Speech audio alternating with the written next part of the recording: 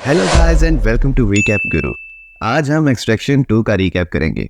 Extraction 1 में दिखाया गया था कि टायलर रेक ब्रिज से नीचे गिर गया था। एक्सट्रैक्शन 2 इसी सीन के बाद स्टार्ट होती है जहां टायलर बच गया था एंड उसे उसकी टीम वहां से ले जाती है। दुबई में उसका इलाज होता है जहां तुम सब बॉयज का क्रश निक उसके साथ रहती है। टायलर इस हद तक जख्मी हो चुका है कि उससे चला नहीं जा रहा। टायलर हेल्पलेस फील कर रहा होता है। निक को बोलता है कि वो मरना चाहता था एंड आफ्टर लाइफ में अपने बेटे से मिलना चाहता था।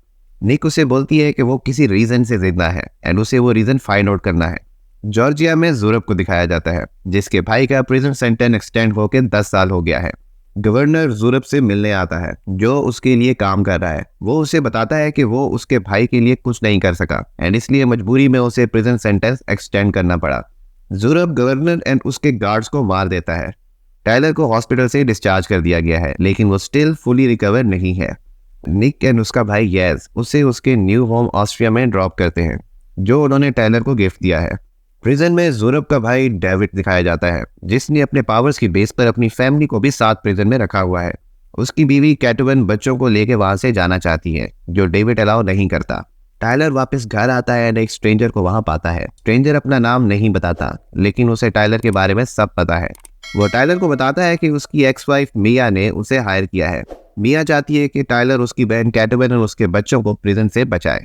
डेविड एंड ज़ुरब का पास दिखाया जाता है। जॉर्जिया में सिविल वॉर की वजह से उन्हें अपने अंकल के साथ आर्मेनिया में जाना पड़ा एंड सर्वाइवल के लिए ड्रग्स एंड किलिंग बिजनेस में आना पड़ा। कुछ सालों के बाद उन्होंने अपना गैंग बनाया नगात्सीज जो कि इंतहाई पावरफुल गैंग है एंड सब पॉलिटिशियंस उनके अंडर है। वो टायलर को बताता है कि मिशन में उसकी साइड से उसे कोई हेल्प नहीं मिलेगी। टायलर ट्रेन करता है, खुद को शेप में लेके आता है। 6 वीक्स के बाद वो मिशन के लिए रेडी है। निक एंड यस भी उसकी हेल्प के लिए वहां आते हैं। टायलर प्रिजन रूम तक पहुंचता है। वहां से जाते हुए कैटवन की बेटी नीना से टॉय गिर जाता है जिसके साउंड से दूसरे प्रिजनर्स को पता लग जाता है एंड वो सबको सिग्नल दे देते हैं।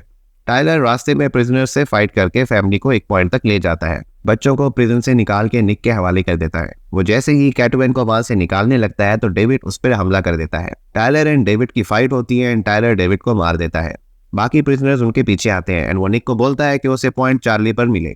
एंड यहाँ होती है the most mind blowing fight in cinematic history.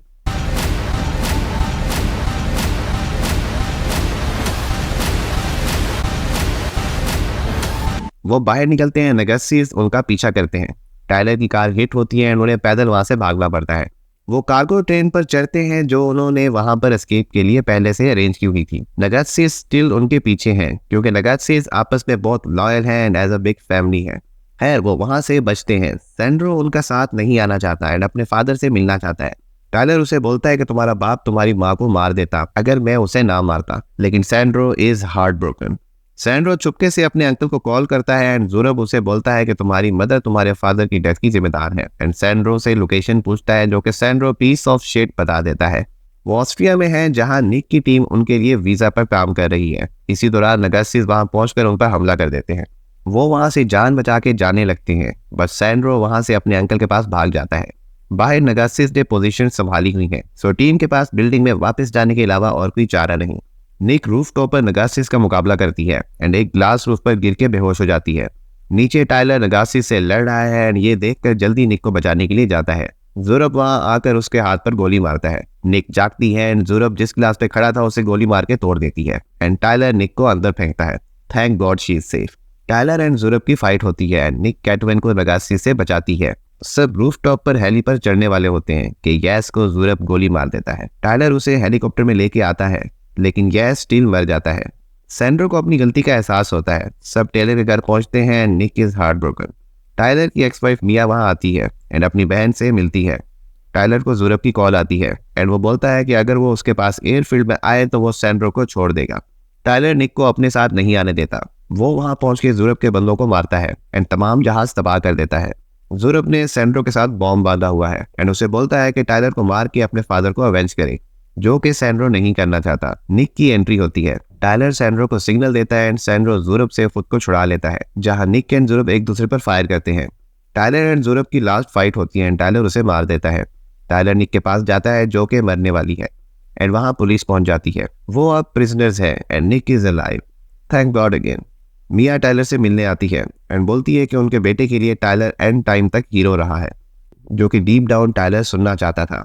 Guard Tyler को प्रिजन से बाहर एक जगह पर लेके जाते हैं जहां वो उसी आदमी से मिलता है। टायलर उससे अगेन नाम पूछता है, वो अगेन नहीं बताता।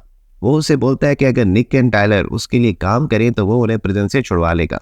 टायलर उससे उसके बॉस का नाम पूछता है, वो अगेन नहीं बताता एंड बोलता है कि टायलर को वो बहुत पसंद आएगा। एंड यहाँ एक्सट्रैक्शन 2 का एंड हो जाता है। वैसे मुझे एक्सट्रैक्शन 2 पार्ट फर्स्ट से ज़्यादा अच्छी लगी। कमेंट्स में मुझे ज़रूर बताइएगा कि आपको कौन सा पार्ट ज़्यादा अच्छा लगा।